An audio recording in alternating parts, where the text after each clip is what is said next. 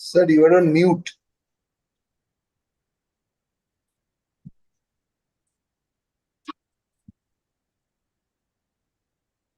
Sir, you are on mute.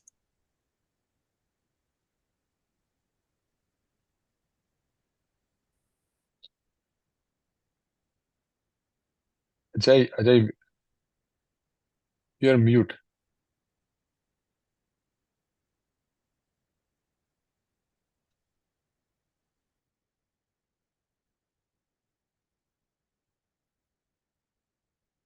नहीं, अभी भी आवाज नहीं आ रही सर।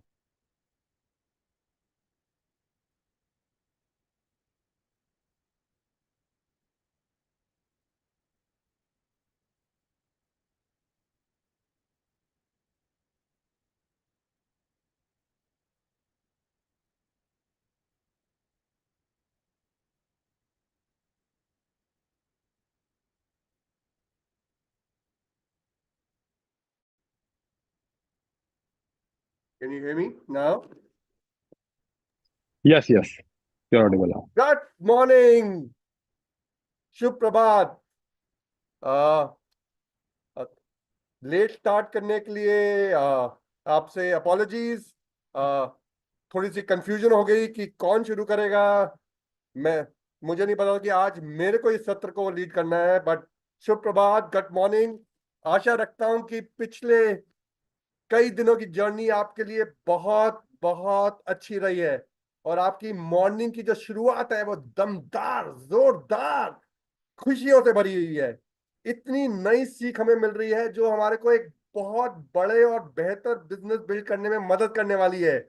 और आप दोनों हाथों से इस मौके को ग्रैब कर रहे हैं और इंश्योर कर रहे हैं, रोज सुबह अपना प्रोटीन फाइबर रिच शेक ले रहे हैं, अपना डेली ले रहे हैं, ओमेगा ले रहे हैं और अपने ग्रुप में पोस्ट कर रहे हैं, क्योंकि 21 दिन के बाद ये आप अपनी कम्युनिटी में लेके जाने वाले हैं। और साथ में अपनी एक्सरसाइज कर रहे हैं, अपना ग्रैटिट्यूड और ऑप्टिमिज्म रख रहे हैं, अपनी सारी वो चीजें कर रहे हैं जो आपको करनी है in the morning toward building अ बड़ा और बेहतर बिजनेस।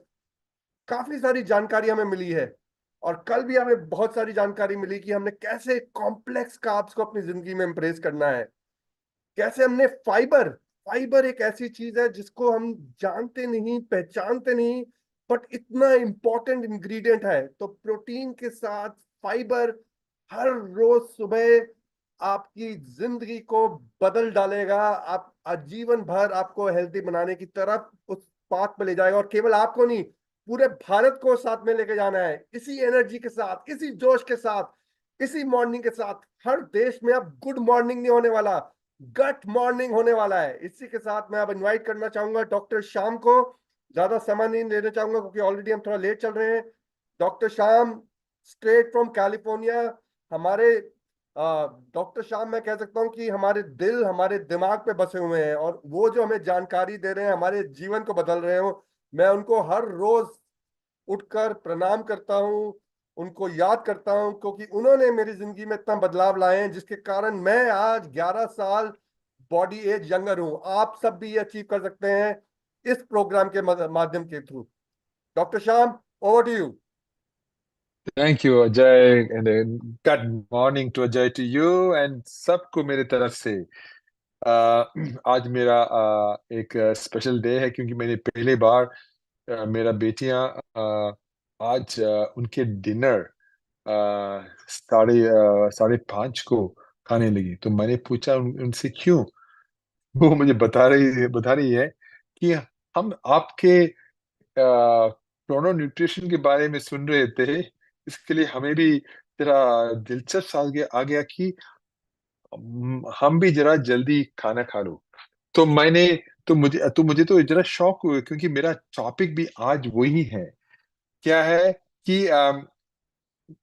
हिंदी में बोलते हैं कि समय सीमित भोजन एक एक क्रोनो न्यूट्रिशन के साथ बहुत क्लोजली संबंध है, क्लोजली कनेक्टेड है।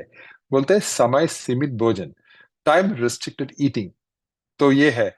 तो इसके बारे में मैं जरा बात करूंगा, लेकिन उससे पहले मैं इंट्रोड्यूस करना चाहता हूँ हमारे special speaker today, one of my best scientist, हमारे एक बढ़िया साइंटिस्ट हैं एमए इंडिया में।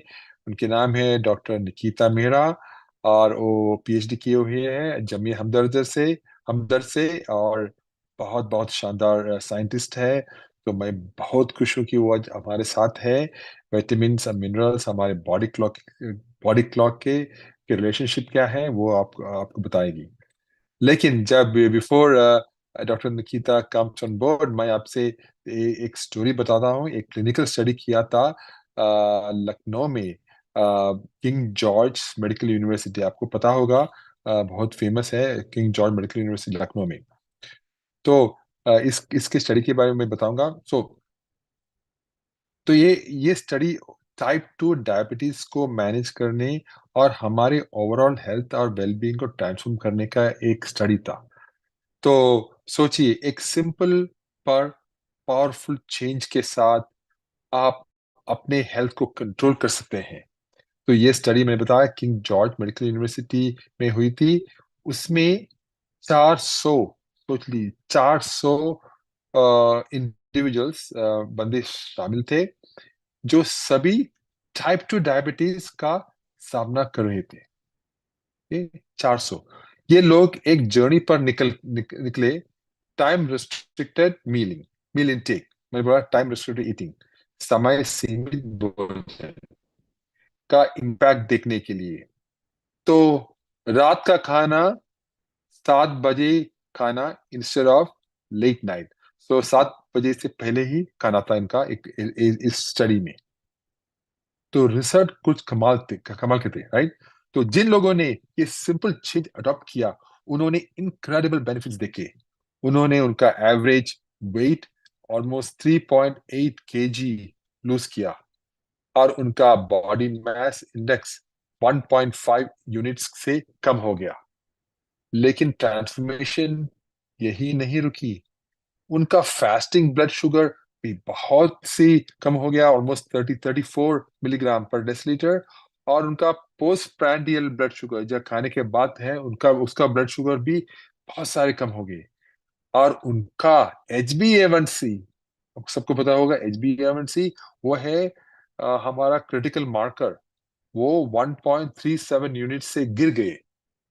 1.37 यूनिट से गिर गए। ये चेंजेस सिर्फ नंबर्स नहीं है, बल्कि उनकी क्वालिटी ऑफ लाइफ में सिग्निफिकेंट इंप्रूवमेंट को रिप्रेजेंट करते हैं। क्योंकि ये चेंजेस जो होते हैं, ये उतना मामूली चेंजेस नहीं है। हम सिर्फ नंबर्स देखते हैं, लेकिन उनका बॉडी में कितना चेंजेस हुआ होगा, बिकॉज इन्होंने वो समय सीमित भोजन किया। तो उन्होंने कंपेयर करते हैं उन लोगों से जो अपनी यूजुअल हैबिट्स कंटिन्यू करते हैं, ताकि लेट नाइट खाना, उन्होंने सिर्फ जरा इंप्रूवमेंट देखी, वेरी मॉडेस्ट, जरा थोड़े इंप्रूवमेंट देखी। तो ये स्टार कॉन्ट्रास्ट हाईलाइट करते हैं कि एक स्मॉल एडजस्टमेंट हमारे डेली रूटीन्स में कितना पावरफुल हो सकता है। तो इसके लिए मैं बहुत खुश हुआ कि मेरे बेटियां आज मेरे सामने ही बोल रहे हैं, हम तो खाने हैं, वो खा रही थी 5:30 को। तो इसका मतलब सबके लिए क्या है? इसका मतलब है कि अपने हेल्थ को कंट्रोल करने आपकी रीच में है, वो आपके हाथ में ही है, आपकी मुट्ठी में है, राइट। सिर्फ अपना डिनर टाइम अर्ली में शिफ्ट करके individuals weight loss, better blood sugar control और एक हेल्थियर फ्यूचर के पोटेंशियल को अनलॉक कर सकते हैं।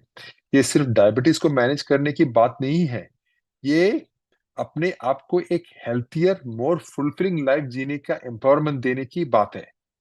क्योंकि मुझे भी है कि मैं भी, मेरा डिनर भी बहुत जल्दी होते हैं। तो मुझे क्या है, मुझे बहुत टाइम मिलता है मेरे काम करने, मेरी फैमिली से मिलने। तो मैं तो रात में पूरा फ्री होता हूँ, मैं चिंता भी नहीं करता हूँ कि क्या करना है, मेरा तो हो गया, राइट। तो अ, लेकिन एक बात है कि जो मैं इंफॉर्मेशन, ये मेडिकल एडवाइस नहीं है, ये अपना डाइट या अपना रूटीन में कोई भी नई चेंजेस अपने डॉक्टर से कंसल्ट करना के बाद ही करें। तो मेरा जो ये सब रिसर्च बता रहे हैं, ये सिर्फ रिसर्च के लिए है।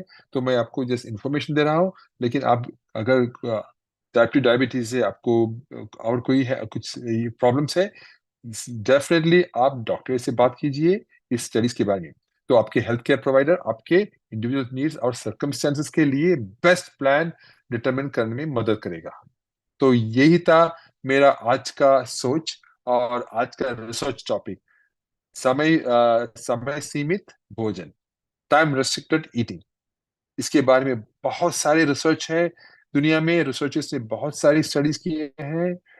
तब स्टडीज दिखाते हैं कि हमारे हेल्थ को कितने चेंजेस ला सकते हैं। तो यही था मेरा आज का सोच टीम, एंड आपके लिए शुभ morning and a great day today. And now Nikita, doctor Nikita, please, stage is yours. Thank you doctor Shyam. A very happy good morning to everyone. बहुत बहुत स्वागत है आप सबका आज इस 10वें दिन में मॉर्निंग न्यूट्रिशन सेशन में।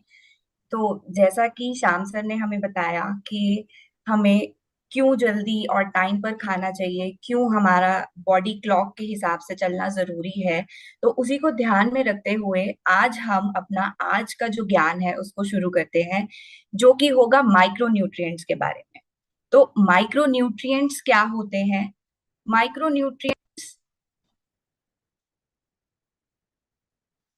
न्यूट्रिएंट से हम समझते हैं कि वो पोषण तत्व जो हमें बहुत कम मात्रा में चाहिए होते हैं, कम मात्रा में जरूर चाहिए पर वो बहुत जरूरी होते हैं। और दूसरा सवाल जो आज का रहेगा वो ये है कि हमें सुबह ही क्यों लेने हैं। ठीक है, तो ये दो चीजें हैं जो हम आज समझेंगे। तो पहला तो ये कि हमें माइक्रोन्यूट्रिएंट्स मतलब सूक्ष्म पोषण जो है वो हमें चाहिए, जिससे कि हमारी शारीरिक और मानसिक जो स्थिति है वो अच्छी बनी रहे, ओवरऑल हेल्थ जो है हमारी वो अच्छी रहे। तो अब ये माइक्रोन्यूट्रिएंट्स होते क्या है? तो माइक्रो का मतलब है छोटा, कम मात्रा में चाहिए, और न्यूट्रिएंट्स मतलब पोषण तत्व। तो माइक्रो न्यूट्रिएंट्स क्या हुए? वो पोषण तत्व जिनको हमें कम मात्रा में लेना है पर लेना बहुत जरूरी है। तो ये दो तरीके के होते हैं, एक होता है वाइटामिन्स और एक होते हैं हमारे मिनरल्स। अब वाइटामिन्स भी अगर हम समझे तो वो आगे दो तरीके के होते हैं। कुछ ऐसे होते हैं जो फैट में सॉल्युबल होते हैं हमारी बॉडी में, और एक कुछ होते हैं जो पानी में इजीली सॉल्युबल हो जाते हैं। पर मिनरल्स जो होते हैं वो जनरली हमारी बॉडी में जाकर घुलते नहीं है। पर इन विटामिन्स एंड मिनरल्स का बहुत ही एक महत्वपूर्ण रोल है हमारी बॉडी के अंदर। तो अगर हम बात करें वाटर सॉल्युबल विटामिन्स की, तो इसमें कौन से विटामिन्स आते हैं? इसमें होते हैं हमारे जैसे कि सारे विटामिन बी जो हमें ऊर्जा देते हैं हमारे शरीर को, या बायोटिन या विटामिन सी। तो ये सभी प्रकार के जो हमारे विटामिन्स हैं ये वाटर सॉल्युबल होते हैं और ये इजीली हमारी बॉडी के अंदर पानी में सॉल्युबल हो जाते हैं। पर यही अगर हम बात करें फैट सॉल्युबल विटामिन्स की, तो ये होते हैं 4 विटामिन्स जिसे आप इजीली डेक के नाम से याद रख सकते हैं। Vitamin D, vitamin A, vitamin के एंड विटामिन ई। तो ये जो विटामिन होते हैं ये हमारे होते हैं फैट सॉल्युबल विटामिन। अब इसके बाद अगर हम बात करें कि मिनरल्स क्या होते हैं। अब मिनरल्स हमें अर्थ में तो मिलते हैं, हमें मिनरल्स अर्थ में मिलते हैं, पर कुछ मिनरल्स ऐसे होते हैं जो हमारी बॉडी के लिए बहुत ज्यादा जरूरी है। हमारी बॉडी के अंदर कम से कम 4% जो हमारा कंपोजिशन है बॉडी का वो मिनरल्स ही है, क्योंकि ये हर किसी ना किसी स्टेप पर इनकी जरूरत हमें पड़ती है। अब ये मिनरल्स क्या है? जैसे कि कैल्शियम हो गया, सोडियम है, मैग्नीशियम है, पोटेशियम है, जिंक है। तो ये कुछ हमारे महत्वपूर्ण मिनरल्स हैं जो हमारी बॉडी को चाहिए होते हैं। और दोनों ही विटामिन्स और मिनरल्स हमारी बॉडी के अंदर बनते नहीं है, तो ये हमें अपनी डाइट से बाहर फूड सोर्स से ही लेना पड़ता है, हमारी बॉडी इनको बना नहीं सकती है। तो अब लेकिन ठीक है, हमने समझा कि ये होते क्या है, तो ये बॉडी के अंदर जरूरी क्यों है और ये कैसे काम करते हैं, तो इसको आप कैसे समझ सकते हैं? जैसे एक ताला और चाबी अगर आप समझें, तो अगर आपको ताले को खोलने के लिए एक चाबी की जरूरत है और ताले को बंद करने के लिए आपको एक चाबी की जरूरत है, वैसे ही विटामिन्स और मिनरल्स जो हैं वो क्या करते हैं? अब हमें ये पता है कि हमारी बॉडी के अंदर बहुत सारे मेटाबॉलिक रिएक्शंस होते हैं। अब मेटाबॉलिक रिएक्शंस को काम करने के लिए कुछ एंजाइम्स का यूज होता है। तो जो एंजाइम्स हमारे मेटाबॉलिक रिएक्शंस में यूज होते हैं, उन एंजाइम्स के साथ हमारे विटामिन्स एंड मिनरल्स जो होते हैं वो जाकर जुड़ जाते हैं, और वो तब जाकर वो हमारा एंजाइम जो है वो आगे काम करता है और हमारी जो मेटाबॉलिक रिएक्शन है वो पूरी हो पाती है। तो एक एग्जाम्पल से हम समझ सकते हैं कि जैसे कि विटामिन B6 है, तो वो क्या करता है। अब हमने वो हमारी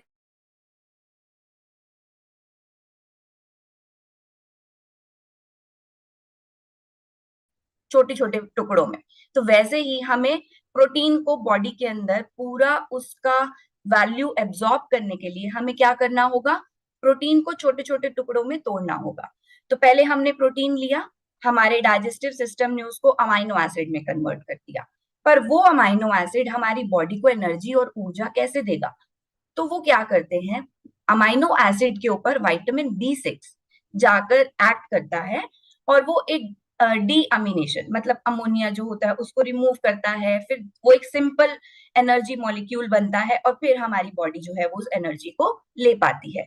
तो ये हुआ कि कैसे विटामिन B6 जो है वो प्रोटीन को एब्जॉर्ब करने में हेल्प करता है। ऐसे ही अगर हम एक और चीज समझे कि हमें पता है कि हमारी बॉडी में जो रेड ब्लड सेल्स बनते हैं या जो हमारी बॉडी में हीमोग्लोबिन बनता है, उसके लिए आयरन बहुत ही ज्यादा जरूरी होता है। तो आयरन क्या करता है, आयरन जाता है, वो हमारा हीम नाम का एक मॉलिक्यूल होता है जिसको बनाता है, और उस हीम से फिर वो ऑक्सीजन के साथ बाइंड करके हीमोग्लोबिन बनता है, और फिर हमारे रेड ब्लड सेल्स बनते हैं, जिससे कि हमारी बॉडी के अंदर एक प्रॉपर ब्लड फ्लो होता है। तो ये कुछ एग्जाम्पल्स हैं जिससे हम ये देख रहे हैं कि विटामिन्स एंड मिनरल्स जो हैं वो भले ही छोटी मात्रा में चाहिए हो, पर ये बहुत ही जरूरी होते हैं। तो अब क्या करते हैं, ये क्यों जरूरी है। विटामिन्स जो हैं, बहुत सारे विटामिन्स होते हैं, और ये हमारे देखने की जो रोशनी है उसको बढ़ाते हैं। हमारी बॉडी में जो बॉडी की पैथोजन से लड़ने की शक्ति है, हमारी इम्यूनिटी है, उसको बूस्ट करते हैं, उसको बढ़ाते हैं। हमारी अच्छी स्किन की हेल्थ के लिए बहुत जरूरी है। हमारे जो ब्रेन फंक्शनिंग के लिए जो या हमारी नसें हैं उनके अच्छे से काम करने के लिए भी हमें विटामिन्स की जरूरत होती है। हमें बोन हेल्थ के लिए विटामिन्स की जरूरत है, और ये एंटीऑक्सीडेंट्स की तरह भी काम करते हैं। अब एंटीऑक्सीडेंट्स क्या करते हैं, बॉडी में जो भी अगर कोई ऑक्सीडेशन होता है, ऑक्सीडेशन से क्या होता है, फ्री रेडिकल्स बनते हैं जो कि हमारी बॉडी के लिए नुकसानदायक होते हैं। तो विटामिन्स जो होते हैं उन फ्री रेडिकल्स को रिमूव करते हैं और हमारी बॉडी को हेल्दी रखते हैं। और इसके साथ साथ जैसे हमने अभी समझा कि ये मेटाबॉलिक प्रोसेसेस जो होते हैं बॉडी में उनको चलाने में मदद करते हैं। विटामिन के साथ साथ मिनरल भी उतने ही जरूरी हैं, क्योंकि ये भी हमारे जो जैसे हार्ट बीट है उसको रेगुलेट करने के लिए, हमारे बोन्स को बनाने के लिए, हमारा जो ऑक्सीजन ट्रांसपोर्ट है उसमें मदद करता है, हमारी बॉडी के जो फ्लूइड बैलेंस है उसको बनाने में भी मदद करता है। उसके साथ साथ ये हमारे डीएनए को बनाने में भी मदद करता है। तो विटामिन्स और मिनरल्स जो है वो हमारी बॉडी के लिए बहुत ही ज्यादा जरूरी है। तो अब क्या है, अगर हमें अच्छी हेल्थ चाहिए तो हमें क्या करना होगा, हमें सही मात्रा में विटामिन A लेने की जरूरत है।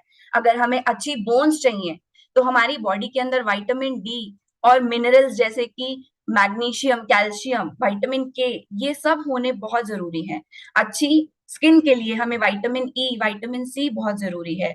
विटामिन C हमें इम्यूनिटी बनाने में बहुत मदद करता है, साथ के साथ जिंक एंड सेलेनियम भी। अगर हमें नर्व हेल्थ अच्छी चाहिए तो हमें सारे विटामिन Bs लेने चाहिए। हमें अच्छे अगर बाल चाहिए तो हमारी बॉडी में बायोटिन की कमी नहीं होनी चाहिए। जैसे अभी हमने समझा आयरन बहुत जरूरी है हमारे अच्छे ब्लड के लिए, रेड ब्लड सेल्स के लिए। तो ऐसे ही हमें ये अलग अलग विटामिन्स जो हैं और मिनरल्स हैं वो हमारे अलग अलग बॉडी के प्रॉपर फंक्शनिंग के लिए बहुत ज्यादा जरूरी है। तो अब क्या होगा, अगर आपकी बॉडी में इन पोषण तत्वों की मात्रा पूरी नहीं है, कमी है, तो क्या होगा, और ये लंबे समय तक रहती है तो आपकी नजर कमजोर हो जाएगी, आपको धुंधला दिखने लगेगा, आपके अगर ब्रेन फंक्शनिंग प्रॉपर नहीं हो रही है तो आपकी मेमोरी पुअर रहेगी, आपकी याद करने की क्षमता जो है वो कम हो जाएगी। अब अगर आपकी नर्व्स में, आपके मसल में वो ताकत नहीं है तो आपके मसल वीकनेस होने लगेगी। क्योंकि आपको अपने बैलेंस डाइट के साथ साथ ये ध्यान रखना है कि आपको वो सारे पोषण तत्व सही मात्रा में मिल रहे हैं जिससे कि आप मसल बिल्डिंग कर सकें। अगर आपको सही मात्रा में पोषण नहीं है तो आपको वो मेंटल क्लैरिटी नहीं रहेगा, आपको कंफ्यूजन रहेगा। और कभी कभी सही पोषण ना होने की वजह से भी हमारे को भूख नहीं लगती है, तो हमारी एपेटाइट कम हो जाती है जिससे कि हम और ज्यादा डिजीज प्रोन की ओर बढ़ते हैं। और इसके साथ साथ हमें बॉडी के अंदर थकान बहुत महसूस होती है, हमारी बॉडी में एनर्जी नहीं रहती है, और अगर ये लंबे समय तक रहता है तो डिप्रेशन भी हो सकता है। तो अब सवाल ये है कि आपको ये माइक्रो न्यूट्रिएंट्स मिल कहाँ से सकते हैं, कहाँ से लेने हैं आपको ये पोषण तत्व। तो अगर हम बात करें विटामिन की, जैसे कि विटामिन ए, सारे विटामिन बी हैं, सी, डी, ई, के, ए, ये कहाँ से मिलेंगे। तो अगर आपको विटामिन ए सही मात्रा में चाहिए तो आपको हरी सब्जियां खानी चाहिए, आपको ऑरेंज एंड येलो वेजिटेबल्स जैसे कि कैरेट है, स्वीट पोटैटो है, पंपकिन है, इन सब में विटामिन ए की मात्रा बहुत अच्छी होती है। और अगर हम विटामिन डी चाहिए आपको तो आपको विटामिन डी मिलेगा जैसे कि सालमन हो गया, या कॉड लिवर ऑयल है, या फिर हमारे फोर्टिफाइड सीरियल्स होते हैं इनसे। और अगर आपको विटामिन ई चाहिए तो आपको नट्स से, या आपको पीनट से, सनफ्लावर सीड्स हैं, एवोकाडो है, ये सब विटामिन ई में बहुत अच्छे होते हैं। ऐसे ही विटामिन के भी आपको हरी सब्जियों से, ब्रोकली से, स्प्राउट्स, कैबेज, ये सब लेने चाहिए। विटामिन सी के लिए सभी प्रकार के सिट्रस फ्रूट्स, चाहे वो ऑरेंज हो, लेमन हो, स्ट्रॉबेरीज, टोमेटोज, ये सब विटामिन सी में बहुत अच्छी मात्रा होती है। विटामिन बी, B1 जो है वो हमें मिलता है जैसे कि फिश से मिलेगा, या मटर है, या हमारे एनरिच सीरियल्स हैं। यहीं अगर हम बात करें विटामिन B2 की तो वो हमें मिल्क से मिल सकता है, चीज है, या एग्स है, इन सब से हमें विटामिन B2 मिलता है। विटामिन B3 जो है वो भी हमें मीट सोर्सेज से, या सीरियल से, या नट्स या सीड से मिलता है। ऐसे ही B6 भी हमें सीरियल्स एंड नट्स से मिलता है। और वैसे ही हमें जो B7 है वो हमें एवोकाडोज में, अगर हम वेजिटेरियन सोर्स देखें, और अगर नॉन वेज सोर्स देखें तो सालमन में B7 बहुत अच्छी मात्रा में है। ऐसे ही फॉलिक एसिड हरी सब्जियों में, और ब्रोकली में, बीन्स में, पीनट्स में बहुत ज्यादा होता है। और B12 के लिए हमें फिश, एग्स, डेयरी प्रोडक्ट्स, ये सब लेने चाहिए जो कि B12 को हमारी बॉडी के अंदर न्यूट्रिएंट्स पहुंचा पाए। तो ये सभी विटामिन सोर्स हमें अपनी डाइट के अंदर इंक्लूड करने चाहिए। और यही हम बात करें मिनरल्स की, तो जैसे कि कैल्शियम, कैल्शियम हमें पता है कि बोन और टीथ के लिए बहुत जरूरी है, तो वो हम मिल्क से ले सकते हैं, या हरी सब्जियों से ले सकते हैं जिनमें कैल्शियम बहुत अच्छी मात्रा में होता है। हमें क्लोराइड की जरूरत है क्योंकि वो हमारे जो स्टमक के अंदर एसिड होता है उसको बनाने में हेल्प करता है, वो हम अपने नमक से ले सकते हैं। मैग्नीशियम है वो भी हम नट्स से ले सकते हैं। ऐसे ही फास्फोरस भी हमें बहुत सारे नट्स से मिलता है जो कि हमारे सेल मेम्ब्रेन के फंक्शन में हेल्प करता है। पोटेशियम हमें बनाना से मिल सकता है, जो दालें हैं उनसे मिल सकता है, ये हमारा बॉडी फ्लूइड और ब्लड प्रेशर को रेगुलेट करने में हेल्प करता है। और पोटेशियम के साथ साथ सोडियम भी हमारा ब्लड प्रेशर और बॉडी फ्लूइड को मेंटेन करने के लिए जरूरी होता है। ये भी हम हमारे सॉल्ट या वेजिटेबल जूसेस जो होते हैं उनसे ले सकते हैं। अब ये हमें पता चला कि ये विटामिन्स और मिनरल्स हमें लेने चाहिए, पर ये सब पता होने के बावजूद स्टडीज ने ये देखा कि 10 लोगों में से कम 8 लोग ऐसे हैं इंडिया में जो माइक्रो न्यूट्रिएंट डेफिशिएंट हैं। मतलब लगभग 80% लोग जो हैं उनमें इन पोषण तत्वों की मात्रा जरूरी जितनी होनी चाहिए वो नहीं है। और ये बात हुई हमने अगर ओवरऑल देखा, और इसके साथ साथ अगर हम सिर्फ और सिर्फ विमेन पॉपुलेशन को देखते हैं, औरतों में ये पाया गया कि विटामिन डी लगभग 70 से 90% महिलाओं में विटामिन डी की कमी है। आयरन जो है लगभग 50% लोग औरतों में कमी है। कैल्शियम, विटामिन ए, आयोडीन, ये कुछ हमारे बहुत ही जरूरी पोषण तत्व है जो हमारी इंडिया की औरतें जो हैं, जो महिलाएं हैं, उनमें इन पोषण तत्वों की मात्रा भरपूर नहीं है जो होनी चाहिए एक अच्छी बॉडी के लिए। तो अब ये सवाल मैं आप सबसे पूछना चाहूंगी, आप सब अपना सवाल जो है जवाब चैट बॉक्स में डाल सकते हैं कि आज का सिंपल सा सवाल ये है कि आप में से कितने लोग हैं जो एक बैलेंस डाइट खाते हैं हर रोज। बैलेंस डाइट आप यहाँ स्क्रीन पर देख सकते हैं, एक ऐसी प्लेट जिसमें भरपूर वेजिटेबल्स हों और जिसमें फ्रूट्स हों, फाइबर हो, प्रोटीन हो। ऐसे कितने लोग हैं? आप हाँ या ना में जवाब दे सकते हैं अगर आप बैलेंस डाइट लेते हैं तो। ओके, कमलेश जी कह रहे हैं कि हम वो बैलेंस डाइट का सेवन करते हैं। Okay okay, mixed answers. बहुत लोग कह रहे हैं करते हैं, बहुत कह रहे हैं कि हम नहीं करते हैं, काफी हद तक लोग कह रहे हैं कि हम नहीं करते हैं। ओके, तो अगर आप बैलेंस डाइट का सेवन नहीं कर रहे हैं तो क्या हो रहा है, और अगर आप कर भी रहे हैं तो भी क्या आपको वो पोषण तत्व जो आपकी बॉडी को चाहिए वो मिल पा रहे हैं? जो सब्जियां आपके घर तक आ रही हैं, क्या वो उन न्यूट्रिशन से भरपूर हैं जो उसमें होने चाहिए? तो ये देखा गया है कि जब वो सब्जी एक फील्ड से निकलती है और आपकी प्लेट तक पहुंचती है तो क्या होता है, हमें सब्जियों को हमारे घर तक पहुंचने में कम से कम उगने के बाद 10 से 11 दिन, 12 दिन तो लग ही जाते हैं। तो उतने में ये देखा गया कि हमारे जैसे ग्रीन बीन्स हैं या ब्रोकली है, कॉलीफ्लावर है, गोभी जिसे बोलते हैं, या हमारे मटर है या गाजर है, इन सब में ये देखा गया कि लगभग 45, 25, 15% जो हमारे न्यूट्रिएंट की मात्रा है वो हमारी प्लेट तक पहुंचने तक तो पहले ही चली जाती है। और उसके बाद अब हमें क्या करना है इस चीज को अवॉइड करने के लिए? हमें अपने खाने को जितनी जल्दी हम अपनी सब्जियों को खा सके उतनी जल्दी खाना है। हमें अपनी सब्जियों को सड़ने के लिए नहीं छोड़ना है, जल्दी खाना चाहिए। सही मात्रा में पानी का यूज करना चाहिए, उनको वॉश करने के लिए बहुत ज्यादा पानी में नहीं धोना चाहिए। जो हम सब्जियां काट रहे हैं वो बिल्कुल लास्ट मिनट पे काटे, काट के उन्हें छोड़ना नहीं चाहिए जिससे कि और उसमें वाटर लॉस हो। जिन सब्जियों की आप छिलके खा सकते हैं वो भी खाएं और अपने खाने को बहुत देर तक ना छोड़ें। तो ये कुछ चीजें हैं आप इनके साथ जो कर सकते हैं, क्योंकि ये आपके पास जब तक सब्जियां पहुंचेंगी कुछ न्यूट्रिशन तो वैसे ही खत्म हो जाता है। और इसके साथ साथ फिर हम क्या करते हैं, हम सब्जियों को पकाते हैं। और इंडियन कुकिंग स्टाइल कैसा है कि हम बहुत लंबे समय तक पकाते हैं, जब तक हमारी सब्जियां पूरी सॉफ्ट और मशी नहीं हो जाती, उनका रंग बदल जाता है। तो उसमें क्या होता है, जब हम बहुत हाई हीट पे पकाते हैं या बहुत लंबे समय तक पकाते हैं तो जो हमारे उसमें न्यूट्रिएंट्स होते हैं उनकी मात्रा जो है वो कम हो जाती है, ना के बराबर होती है, और हमारी बॉडी को वो पोषण तक नहीं मिल पाते। तो हमें लग भी रहा है कि हम हेल्दी डाइट खा रहे हैं पर तब भी हमें वो माइक्रोन्यूट्रिएंट्स नहीं मिल रहे हैं। और कभी कभार हम बहुत ज्यादा पानी में धो देते हैं, बहुत देर तक पानी में रखते हैं, तो जो वाटर सॉल्युबल न्यूट्रिएंट्स हैं वो हमारे वेस्ट हो जाते हैं।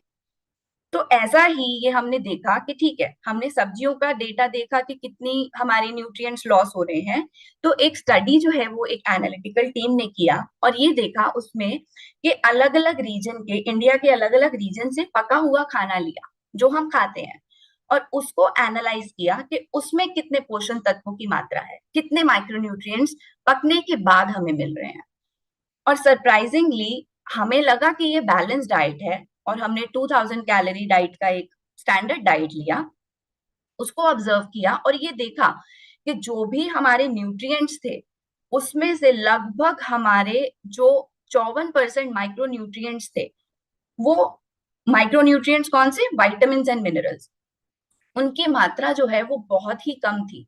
जितनी हमारी बॉडी को चाहिए, जो आरडीए वैल्यू है जिसमें हमें ये माइक्रोन्यूट्रिएंट्स चाहिए होते हैं, वो हमें नहीं मिले, वो उसकी मात्रा उनसे कम थी। और जो हमें न्यूट्रिएंट ज्यादा मिले, 46% कुछ न्यूट्रिएंट्स ऐसे थे जो हमें ज्यादा मात्रा में मिले, वो क्या थे, केवल मैक्रोन्यूट्रिएंट्स, मतलब फैट्स एंड कार्बोहाइड्रेट्स।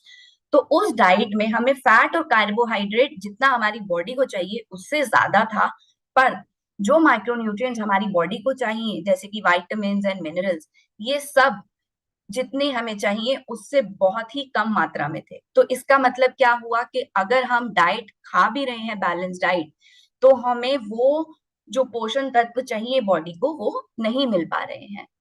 तो अब क्या रीजन है हमें पोषण तत्व नहीं मिल पा रहे हैं? एक तो हमारा अनहेल्दी लाइफस्टाइल जो हो गया है, हमारे ईटिंग पैटर्न्स ठीक नहीं है, कभी कभी लोग बहुत रिस्ट्रिक्टिव डाइट खाते हैं, उस वजह से उनको न्यूट्रिशन नहीं मिल पाता है, हमारे क्रॉप्स जो हमारे पास पहुंच रहे हैं वो उनमें न्यूट्रिशन वैल्यू नहीं है। इसके साथ साथ हमारे कुकिंग स्टाइल जो है वो भी ठीक नहीं है। इसकी वजह से इन सभी कारणों को मिलाकर अगर हम देखें तो माइक्रो न्यूट्रिएंट्स हमारी बॉडी को डाइट के थ्रू नहीं मिल पा रहे हैं।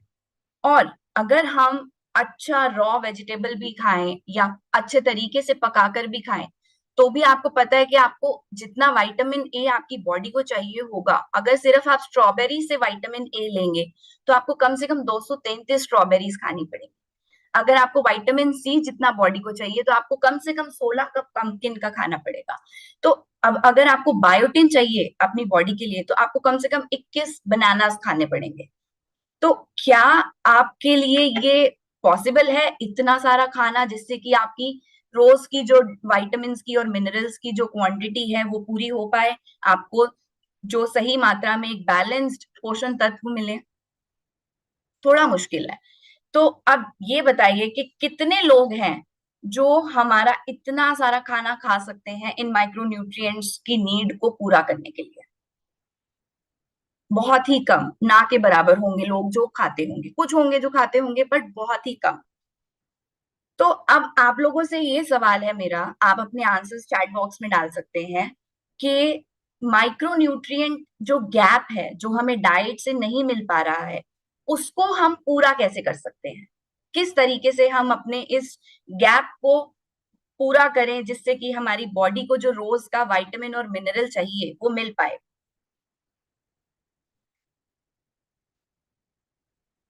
आप अपने आंसर्स चैट बॉक्स में डाल सकते हैं।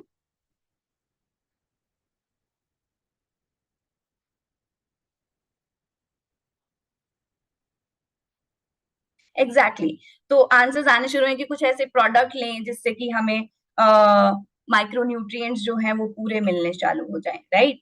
तो अब लेकिन अब आंसर क्या है कि हमें माइक्रोन्यूट्रिएंट सप्लीमेंट लेना पड़ेगा।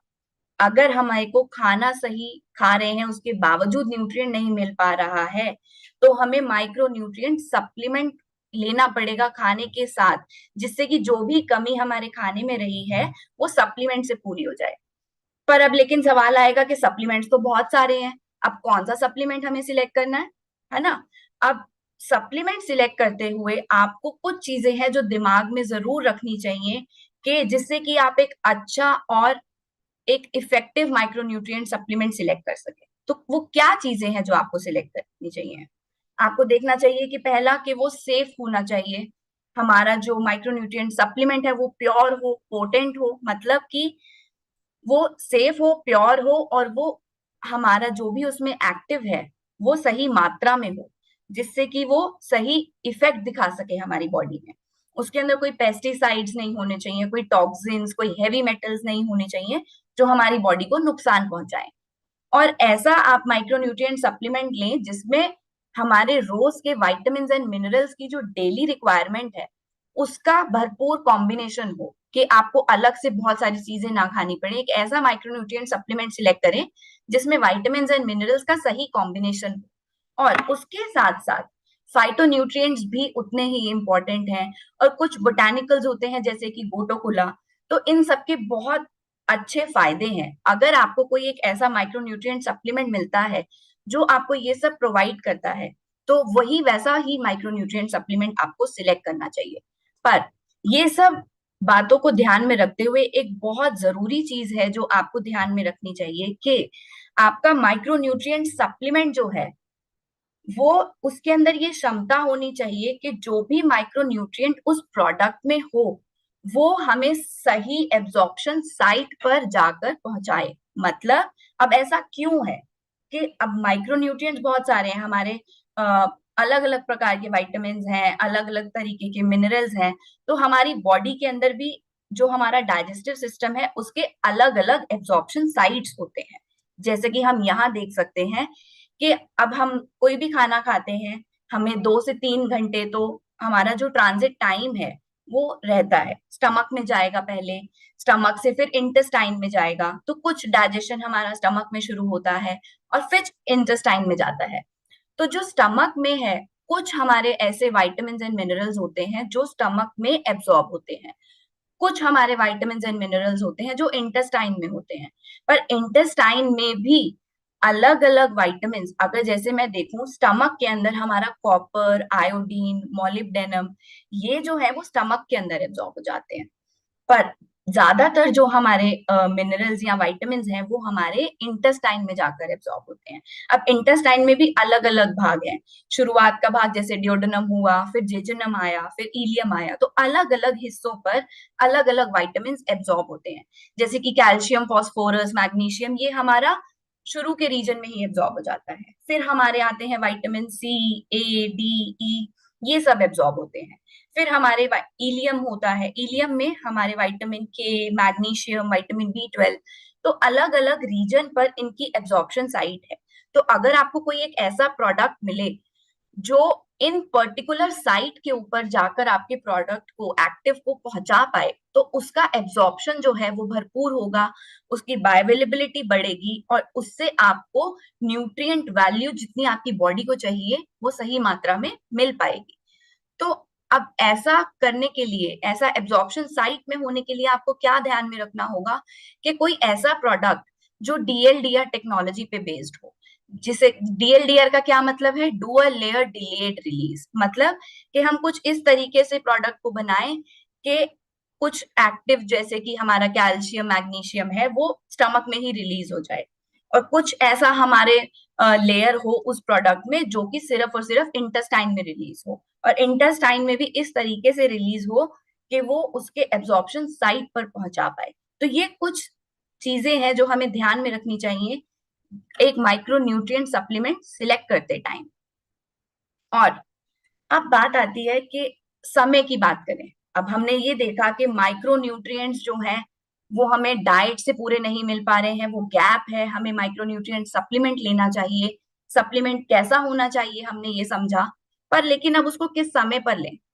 तो स्टडीज ने ये दिखाया कि जनरली अगर आप अपना ब्रेकफास्ट स्किप करते हैं, तो एक 240 सब्जेक्ट्स के ऊपर ये स्टडी की गई, उनको 3 महीने का डाइटरी इंस्ट्रक्शन दिया गया और उनको 9 महीने का एक मेंटेनेंस फेज में रखा गया, और फिर उनको देखा कि क्या हो रहा है। तो जो लोग ब्रेकफास्ट स्किप कर रहे थे उनमें ये देखा गया कि थायमिन, फोलेट, नियासिन, इन सब की मात्रा जो थी विटामिन की, उनकी बॉडी के अंदर बहुत ही कम पाई गई जो ब्रेकफास्ट ले रहे थे उनसे। ऐसा ही एक और स्टडी था जो national health and nutrition examination ने सर्वे किया। उन्होंने 18,900 लोगों से ज्यादा लोगों पर ये सर्वे किया और एक 8 साल की ड्यूरेशन में, और उन्होंने ये देखा कि जो लोग ब्रेकफास्ट खा रहे हैं उनमें vitamin A, D, C, calcium, potassium, folate, इन सब की मात्रा जो थी वो कंपैरेटिवली ज्यादा थी एज कंपेयर टू जो ब्रेकफास्ट नहीं खा रहे हैं, रिलेटिवली ज्यादा थी। पर और इसके साथ साथ एक और स्टडी थी जिसमें 8,174 लोगों के ऊपर की गई, और उसमें ये देखा गया कि जो लोग ब्रेकफास्ट कर रहे हैं उनके जो पूरी बॉडी का ओवरऑल एनर्जी, जो उनको ऊर्जा मिल रही है, वो केवल सिर्फ ब्रेकफास्ट से ही मिलती है। पर अब ये मात्रा उनमें ज्यादा तो पाई गई, पर क्या वो उतनी थी जितनी हमारी बॉडी को चाहिए? तो ये एक स्टडी देखी गई, उसमें 2 स्टडीज और देखी गई जिसमें क्या किया उन्होंने, ब्रेकफास्ट के साथ साथ उन्होंने सप्लीमेंटेशन भी देना शुरू किया। तो उन्होंने क्या किया, मल्टीविटामिन सप्लीमेंट दिए।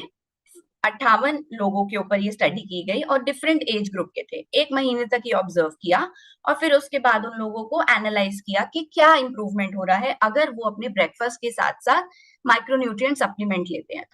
तो उसमें ये देखा गया कि जो लोग सप्लीमेंट्स ले रहे थे तो उनमें जो विटामिन B6, B12 की मात्रा जो थी उनके ब्लड में वो बढ़ गई, और इसके साथ साथ जो मूड स्विंग्स होते हैं, जो डिप्रेशन है या जो न्यूरोनल प्रॉब्लम्स होती हैं, वो सब जो है वो बहुत ही कम देखी गई उन लोगों में जिन्होंने ब्रेकफास्ट के साथ सप्लीमेंट्स लिए, क्योंकि उनके अंदर माइक्रोन्यूट्रिएंट्स की मात्रा जो थी वो उनको भरपूर मिल पा रही थी।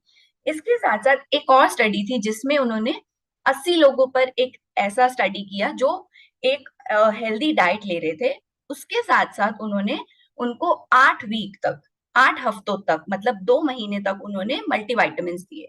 और फिर उनको देखा डिफरेंट डिफरेंट विटामिन के उनके बढ़े या नहीं बढ़े, तो सिग्निफिकेंट इंक्रीज देखा गया जो विटामिन डी के लेवल थे, या folate, vitamin B12, vitamin C, riboflavin coefficient जो एक्टिविटी कोफिशिएंट था, ये सब जो उनकी इम्प्रूवमेंट देखी गई उन लोगों में जिन्होंने सप्लीमेंट्स लिए ब्रेकफास्ट के साथ।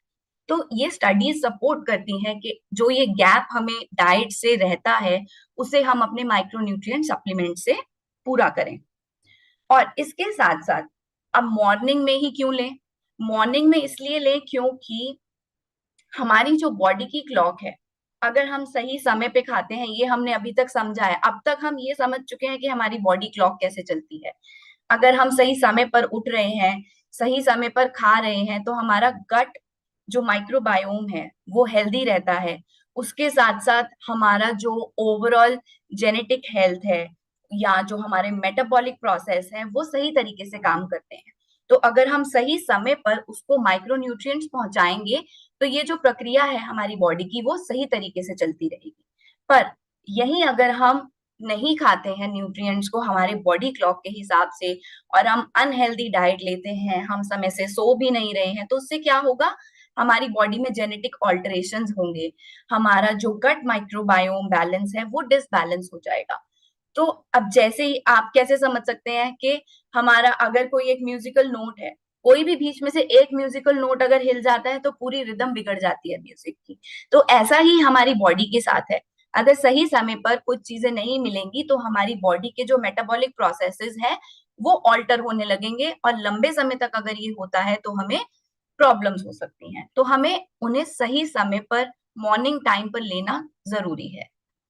तो अब समय पर क्यों लेना है? एक तो पहली बात कि माइक्रोन्यूट्रिएंट्स हमें एनर्जी बनाने में हेल्प करते हैं, ये हमारे अच्छे इम्यून सिस्टम को बनाने में हेल्प करते हैं। अब आप एक रात में एक लंबे, हमें पता है कि रात में बॉडी जो है वो एक रिपेयर मोड में जाती है ना। जब बॉडी रिपेयर मोड में जाती है और आपने अगर आप बॉडी क्लॉक फॉलो कर रहे हैं, आप सही समय पे डिनर कर रहे हैं, तो एक लंबा गैप आ जाता है।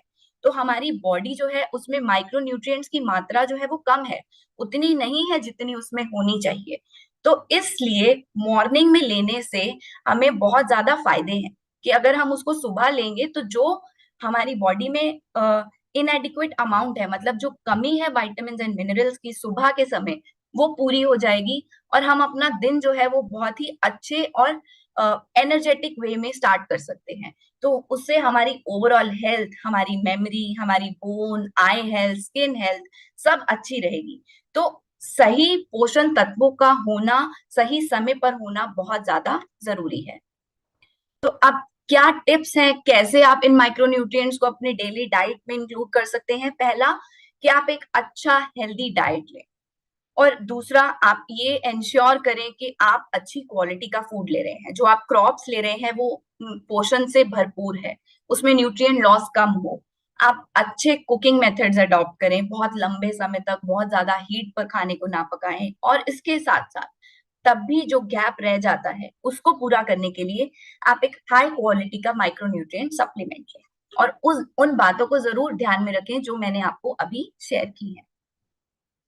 तो इसी के साथ हम अपनी एक हेल्दी हैबिट जो है वो आज अडॉप्ट करेंगे।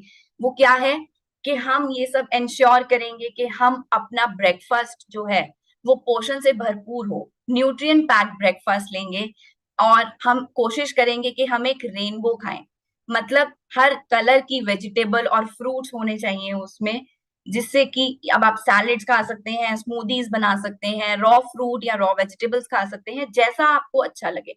पर आपको ये इंश्योर करना है कि आप अलग अलग कलर के वेजिटेबल्स एंड फ्रूट्स खाएं, जिससे कि आपको सभी तरीके के विटामिन एंड मिनरल्स मिल सकें, और जो भी कमी रह जाए वो आप सप्लीमेंटेशन से पूरी करें। जो कि क्यों जरूरी है, हमने समझा है कि न्यूट्रिएंट्स पूरे भरपूर मिलेंगे, इम्यूनिटी स्ट्रांग रहेगी, डाइजेशन अच्छा होगा, ओवरऑल हेल्थ अच्छी रहेगी, मानसिक एंड शारीरिक हेल्थ जो है हमारी वो बहुत अच्छी रहेगी।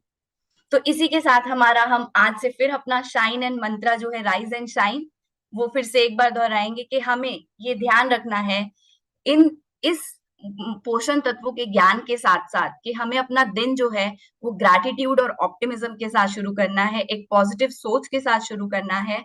हमें अपना न्यूट्रिशन लेना है पूरा हमें अपने दिन के जो इंटेंशंस हैं, कैसे हमें डे स्टार्ट करना है, वो एक सही सेट करेंगे जिससे कि हम अच्छा एनर्जेटिक डे स्टार्ट कर सकें।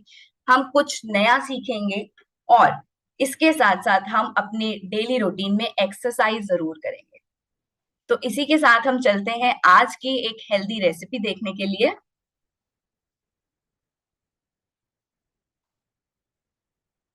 आज का रेसिपी रहेगा फॉर द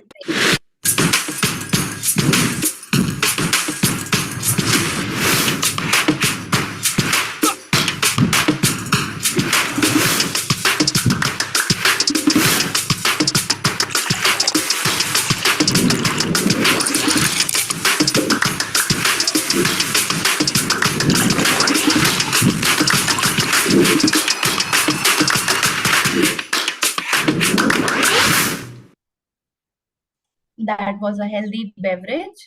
अब एक हेल्दी स्नैक का रेसिपी भी देखते हैं।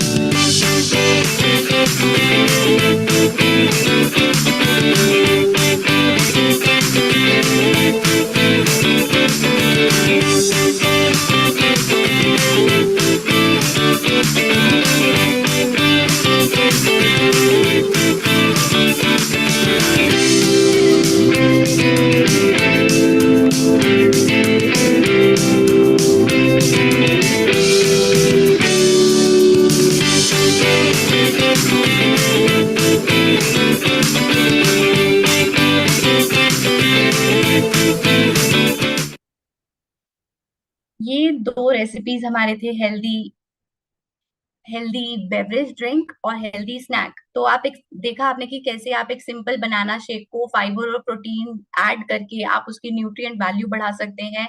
ऐसे ही आप सिंपल राइस इडली के बजाय आप मिलेट इडली बनाएं और उसके साथ साथ आप उसमें फाइबर एंड प्रोटीन ऐड करके उसकी न्यूट्रिएंट वैल्यू को बढ़ा सकते हैं।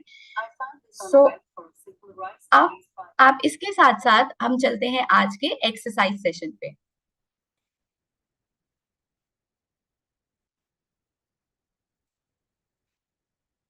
A very happy gut morning everyone। और आज हम करने वाले हैं V सिटअप्स। ये बहुत ही अमेजिंग होने वाला है एंड यस थोड़ा चैलेंजिंग भी होने वाला है, तो इसलिए मैं आपको बहुत अच्छी से वेरिएशंस भी सिखाऊंगी। But yes let's get started with our workout in the perfect form, और उसके बाद उसका इजी फॉर्मेट और थोड़ा सा इंटेंसिव फॉर्मेट भी करेंगे। तो आइए स्टार्ट करते हैं हम अपना V situp workout. And as the name suggest, इसमें हम अपनी लेग्स को V फॉर्मेट में रखेंगे, मतलब आप अपने पंजों को बाहर की तरफ खोल के रखेंगे और अपने घुटनों को भी अपने पंजों के साथ अलाइन करते हुए बाहर रखेंगे। और हम ऐसा क्यों कर रहे हैं, क्योंकि बहुत बार जब आप सिटअप्स करते हैं तो आप अपनी लेग्स की पावर से ऊपर उठ के बैठ जाते हैं, लेकिन इसमें हम अपने कोर को इंटेंसिफाई करना चाह रहे हैं, अपनी सारी कोर की मसल्स यूज करना चाह रहे हैं, इसलिए अपने लेग्स को खोल के ही रखेंगे।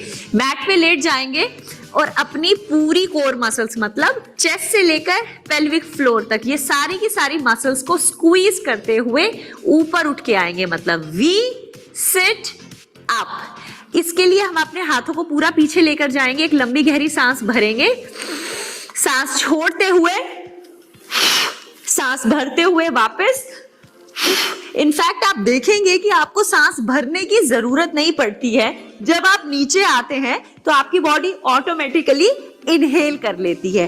तो अपनी मूवमेंट को बेटर करने के लिए आप सांस छोड़ेंगे और कोशिश करके लंबा गहरा सांस छोड़ेंगे। तो अपने मुंह से ब्रेथ को ऐसे छोड़ सकते हैं। जब आप मुंह से सांस को छोड़ेंगे तो अपनी नाभि को अंदर की तरफ स्क्वीज करेंगे, तो आपका वर्कआउट बेटर हो जाएगा। आप करेंगे इसके मिनिमम 15 रेप्स एंड 3 सेट्स। और वो सभी लोग जो इस तरह से 20 सिटअप नहीं कर पा रहे हैं, उनके लिए हम लेकर आए हैं वेरिएशन। तो इस वेरिएशन में आपको पूरा ऊपर उठ के नहीं आना है, आपको नेगेटिव मूवमेंट में जाना है। मतलब आप इसी तरह से वी में बैठेंगे, अपनी लेग्स को खोल के, अपने हाथों को ऊपर रखते हुए उतना नीचे जाएंगे जहां तक आप जा सकते हैं, और फिर वापस ऊपर। फिर उतना नीचे जाएंगे जहां तक आप जा सकते हैं, फिर वापस ऊपर। मतलब instead of training to rise up from the mat, आप अपने कोर को इस तरह से ट्रेन करेंगे कि आप उतना नीचे जाएं जहां तक आप जा सकते हैं, फिर वापस ऊपर, down and up, down and up, और इस तरह से धीरे धीरे आप अपनी स्ट्रेंथ को बिल्ड कर सकते हैं। और आप मैट पे ही लेट सकते हैं और सिर्फ उतना ऊपर आएंगे जितना आप आ जा सकते हैं, और धीरे धीरे यू विल रियलाइज आप इस तरह से बिल्ड कर सकते हैं अपनी स्ट्रेंथ, और फिर पूरा सिटअप भी कर सकते हैं। मतलब आप यहां से सिर्फ उतना ऊपर आएंगे जहां तक आप राइज अप कर सकते हैं। मतलब कोर को एंगेज करेंगे, लंबी गहरी सांस भरेंगे, सांस छोड़ते हुए,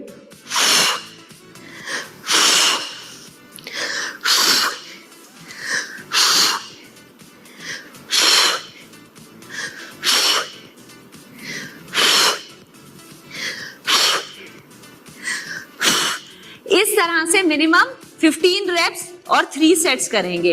रेप्स और सेट्स के नंबर में कोई डिफरेंस नहीं आएगा। और अगर हम इसी मूव को इंटेंसिफाई करने वाले हैं तो हम क्या उठाने वाले हैं अपने हाथ में? हमारा सबसे अमेजिंग फ्रेंड, वेट। इसके लिए आप किसी भी वेट को ले सकते हैं, वेट प्लेट को ले सकते हैं या डंबल को ले सकते हैं, और इनफैक्ट सिंपल वाटर बॉटल से भी स्टार्ट कर सकते हैं। पूरा स्ट्रेच करते हुए नीचे लेकर जाएंगे, लंबी गहरी सांस भरेंगे, सांस को छोड़ते हुए ऊपर की तरफ,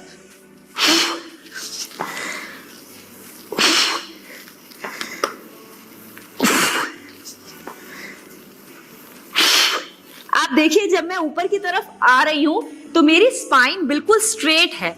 मतलब मैं अपनी स्पाइन को गोलाई में नहीं रख रही हूं। तो ध्यान रखना है कि आपकी एंगेजमेंट ऐसे होना चाहिए कि आपकी चेस्ट अच्छे से खुले, आपके शोल्डर्स अच्छे से रोल बैक रहें और आप ऊपर की तरफ आएंगे, ना कि आगे की तरफ झुकेंगे। ये पोस्चर का इन सभी वर्कआउट्स में आपको ध्यान रखना है कि पूरी एंगेजमेंट यहां पर आनी चाहिए। आपका कोई भी प्रेशर आपकी रीढ़ की हड्डी पे नहीं आएगा किसी भी मूवमेंट के दौरान। और इसी तरह से जो मूवमेंट्स हम हाफ कर रहे हैं, मतलब नेगेटिव मूवमेंट्स कर रहे हैं, उसमें भी आप वेट को हाथ में रख सकते हैं, थोड़ा नीचे जाएंगे, वापस ऊपर, थोड़ा नीचे जाएंगे, वापस ऊपर, थोड़ा नीचे जाएंगे, वापस ऊपर, थोड़ा नीचे जाएंगे, वापस ऊपर। और इसी तरह से मैट वाली मूवमेंट्स में भी जब आप नीचे हैं तो कोर को एंगेज रखते हुए ऊपर, ऊपर और वापस ऊपर। इन सभी मूव्स में हमारा ब्रेथ वर्क सेम रहेगा। जब भी आप मूव करते हुए ऊपर आ रहे हैं, आप सांस को छोड़ेंगे और अपनी नाभि को अंदर की तरफ स्क्वीज करेंगे। और अगेन वेट के साथ भी मूवमेंट्स 15 रेप्स ही रहेंगी और 3 सेट ही रहेंगे। Let's rock this. तो कैसा लग रहा है आपको ये कोर क्रशिंग वर्कआउट करके? Can you feel it in your entire core muscles? In fact आप जब ये वर्कआउट पहली बार करेंगे ना तो 1-2 दिन बाद आपको हंसते हुए, बात करते हुए और इनफैक्ट उठते और बैठते हुए अपने कोर मसल्स में अच्छा सा प्रेशर भी फील होगा, which is absolutely okay, because ये बताता है कि आपका वर्कआउट बहुत अमेजिंग रहा। So yes, keep rocking and keep challenging yourself.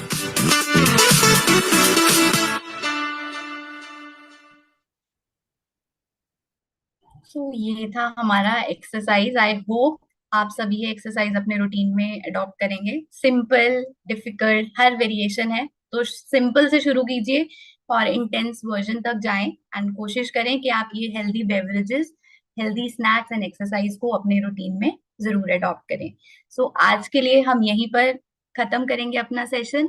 मिलेंगे आपसे फिर कल, जिसमें हम बात करेंगे बॉडी क्लॉक और हाइड्रेशन के बारे में। Thank you so much.